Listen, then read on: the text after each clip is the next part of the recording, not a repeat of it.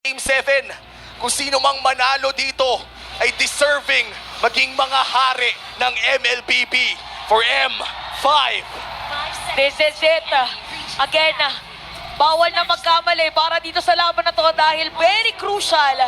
Every step, every move, yan ang magiging susi para sa magiging resulta sa laban na to.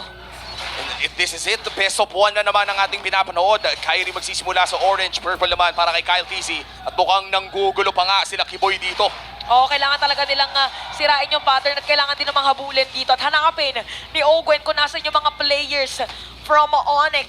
So sinabi natin, nauna mag-level 2 si Flap TC, by the way. Naman kasi talaga pagkalit Oo, tsaka yung kailangan lang talaga mauna dito ni Flap TC. Yun lang nabigyan. Kung babalikan natin lahat ng mga ng pinag-usapan natin, saan? Game 1 pa lang, importante ang XP lane. Si Sans dito mapipilitan na umalis at makikita niya si Few hindi muna magki-clear para maiwan na si Sans. Naprisan ng wave. Oo, napicturan. Easy. Pero ang sakit ni Boots ha. Quicksand guard, sinagot na rin. Kyrie looking for blood. Pero hindi ata nila itutuloy ito. Mukhang yung freeze na wave dito ni Boots ay talaga nagpapakita ng kanyang experience. Ay! Ginamit dito ang retribution. Kyrie ahead of Kyle TZ. Narito rin naman yung malaking crabber. Pero ang nakuha lang ni Kyrie dito si malaki. Level 4 naman sila both for the first third. Pero importante dito yung ginagawang protection ni Kyrie dito sa XP lane. Dahil, ang ganda rin yung ikot ni Flap. Pinanish yung mid lane, pero ito rin yung punish usually nanggagaling sa mga magagaling na XP laners. Yung hindi ka pa nakakatawid, pinapunish ka na. So pinapok lang din talaga nila dito si Flap TC, pero still, that's sa kalit. So aabot pa rin naman siya sa level 4. And this first turtle might just dictate the early game. At napaka-importante ng early game para sa koponan ng AP Bren. Dahil nga meron silang kalit at pati na rin ang Brody. Pero umaamba na nga dito si Kyrie, looking for Few, naubusan ng gasolina. Okay, dito sa may bottom lane. Napaganda pagkila pa rin kay Few. Shadow Stampede sa may Ghost Bursters pero not enough damage pa para sa kanila. Habang si Kyle TC dito ay tinatry na i-pull Grabe naman hatak. yung pagong. Kung pwede lang mag 360 yung ikot Oo nga nung turtle, bakit hindi lang naman? Pero umiikot din si Kyrie at zone out dito ang mga players na AP Bren. Pero mukhang siya ang target dito, Kyle TC. At meron pa dito ang si Flap TC. Sakto-sakto si Sans pala. Nahanap niya. Meron pa penalty zone para dito sa players ng Onyx. Turtle, sino makakuha? Kyle TC na makapag-secure. Ogwin na primal wrath at mukhang si Kiboy ang kinagin. That's 2 more kills for the side of AP Bren. At mukhang may turtle pa nga na isasama doon. Ganda nung hatak ni Few palabas kay Kyrie. Hindi siya naka-retry and AP Bren gets the control of their naging momentum. And again, as we've said, kanila ang early game and nakakatakot din ang team fight dito. Onyx, this is the only chance that they had. Kailangan nila humarap dito ng mistake versus AP Bren. And hindi dahil sa bias tayo, pero ganoon lang kaganda yung composition ng AP Bren. At yung Eve na yun, nataga na agad ng kalit. Feeling ko yung talagang yung pinaka kaya din kalit yung pinili ng AP Bren. Kaya naman pala, para hanapin yung gumagawa ng swimming pool. Swimming pool na, yun ang tama ngayon, ang swimming pool. Ano mo, ang mahirap dito nung pinik nila yung Eve, actually, again, nagulat tayo doon. Pero, sila din naman ang nag-decide. And both gusto nila yan wala kasi silang silip. Ayun na!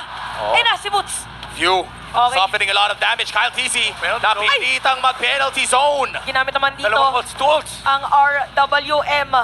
Pero aalis lang din muna mga players dito ng AP Bren. Hello, Lamang gold pa lane. rin sila Hello, dito gold ng 1K. Pero nararamdaman ni Super Marco na nandun ng mga players na Onyx. Tsaka walang pressure again ng mga magmumula dito sa Onyx. Again, it does stop the game of AP Bren, pero it doesn't move the game either for Onyx dahil yung mga spells nila ay na-force out. And so far, Onyx Indonesia still holding on in this game. 1,000 kalamangan ng AP Bren at si Kyrie ay paulit-ulit nahihila. Tinaw yung gulong, pre. Oo nga, sabi niya, teka lang, hindi pa na tatapalan lahat ng putas. Alam mo yung Palat ka, boss. tinitikitan eh.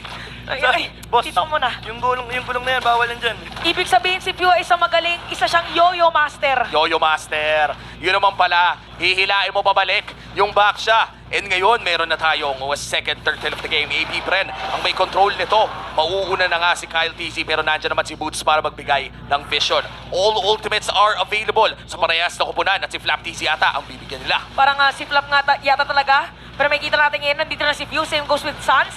At ginamit na rin dito ang balik buhay Sun guard. para dito sa side ng AP Bren. Ang inaantay ngayon is kung ipipilit ba. Top Pero lane. sa top lane, may target naman pala. Lumangoy na dito doon si Kiboy. May kita natin ngayon real world manipulation. Wow. Para kay Flap TC ngayon mapupunta. Yung Kyrie, pagong Kyrie. habang si Kyrie makakatakas Oh, wow. pa. Para yung Grabe, angle break ay alley-oop lahat ng mga Oh. basketball tricks ginamit. Grabe, malaali na Iverson yung galawan ni Kyrie doon. And Kiboy ay mukhang nakakuha rin ng important na kill doon sa taas with a pick-off on Ogwen. Grabe yung U-turn ni Kyrie. Illegal yun, by the way, yung 180 U-turn. Oo. Pero ang lupit ng ankle break niya, but still, it wasn't really enough to secure the turtle. Na-miss din yung timing ni Kyle TC dito with the retribution kasi nandun yung penalty zone. Pero yung Raging Sandstorm, sakto-sakto. Yung timing for the objective take view with another realm. Awkward! With the bonus of the Kyrie! It's all part of the plan. Kiboy! Sabi nila, pero si Kiboy lumangoy na naman. Tapos si Chewe merong free hit para sa kanila. And pew! Makukuha rin pero buhay na din naman because this Oh, is no! a Paramis. At tatlong patay para dito sa side ng AP Brenta. Si Super Marco mukhang bibigyan din. Oh! Sakit na lang double kill para kay Super Marco. But Super Marco is down. At parang ganun lang, nabaliktad ng Onyx ang laro with a massive play from Kiboy. Pinakita ang kanyang swimming blue. Yun pala ang technique. Lagyan mo ng swimming blue.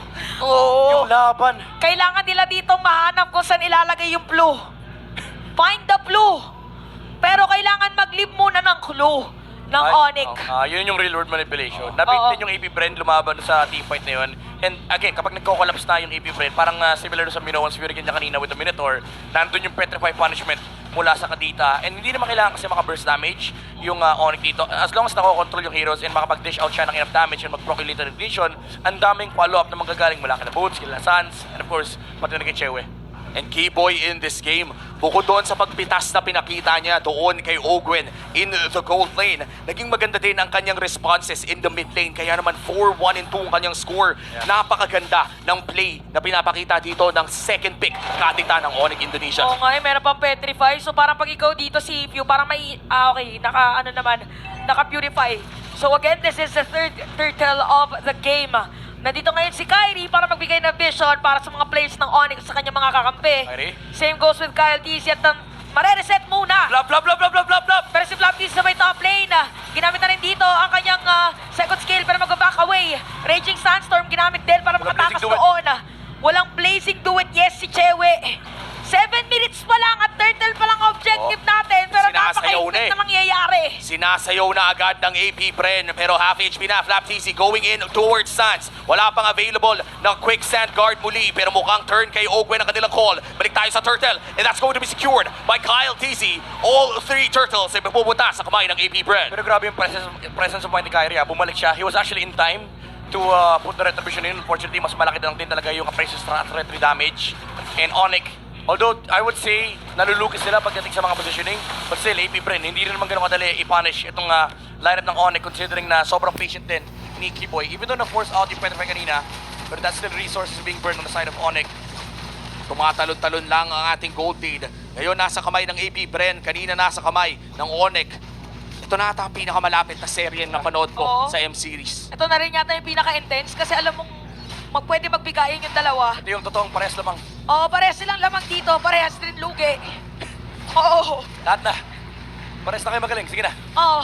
Best of the best. Hoy! Best of the best talaga, pero may kita natin Super Marco makakasira ng Torre. So yun pala ang ginagawa na AP Bren. Sumasalisi. Oo, Torre lang pala muna. Pero- Never mind the team fight.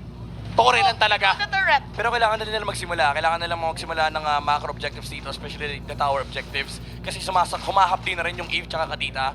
Yan, ito naman yung advantage na meron kang tank jungler, no? You are able to do this. Sort of like yung post 5 na Novaria, na kung saan yung dalawang mage, sobrang sakit niya sa late game. And very crucial itong item pickup ni Eve, yung glowing one. HP-based damage yan. So mararamdaman ni Kyle TC, pati na rin review yan under the Netherrealm. So hindi pwede maging masaya ang AP Brent considering na ang daming HP-based damage from the side of Onyx. Tignan mo yung gulat na damage dito kay CW. At mukhang mag-aabang na naman ng next big team fight dahil ang Lord 20 seconds na lang bago lumabas. Nonic, they're gonna get Sans here. May Raging Sandstorm na rin. Nahanap na nila si Sans! -1 ngayon. Kiboy! Para sa side ng Yun lang. Onyx. At Yun baka lang, si Kiboy Naton. makakatarget Hindi ng nakalangoy. Hindi Naton. na nakalangoy pa! Paano makakalangoy? Mali Eh wala yung- ka yung blue! Mali yung combo ni Kiboy, boy! Ultimo na bago Petri para immune! Tapos ang nangyari doon, umaga na naman yung New Year niya. Yung pool party napunta sa Christmas. Dahil dyan, naririnig ulit natin na sigawan ng mga tao dito sa ating venue na buhayan na lakas. At isa sa mga bibigay na lakas, kinukuha ngayon ay AP Bren yung Lord. Ang Lord ngayon mukhang libre ng masesecure ng AP Bren. Yeah. This is the first Lord of the game secured by the Bees. And this is fast momentum shift for AP Bren. Remember, meron silang damage, they also have protection. Kailangan lang nila maiwasan dito yung punishment na magagaling both from Kiboy and Boots. But they have decent frontliners for AP Bren to do that. Nandyan yung Fredrin, nandyan din yung Khalid. And of course, do not forget yung Edith. Kahit parum yan, nagiging secondary damage dealer yan. And grabe yung yung face check doon ni Kyle TC. Yup. Nakuha ng isa. Pero si Super Marco, maganda ang kanyang pagpwesto muli. Pero si Fiwata ay delikado. Grabe, purify lang. Ginamit niya yung purify niya para makatakas doon. So ibig sabihin, pwede siyang targetin ni Kiboy. Actually, maganda to para sa side ng Onyx kasi meron pang petrify nga pala si Kiboy at si Mafio ang pwedeng kumounter doon sa supposedly play nila. But yeah, Lord will march in dito sa may bandang ibaba. Yeah, pero this is the first time naman at makikita ng Onyx na mag-group on the AP Bren. Problema actually yung Netherrealm.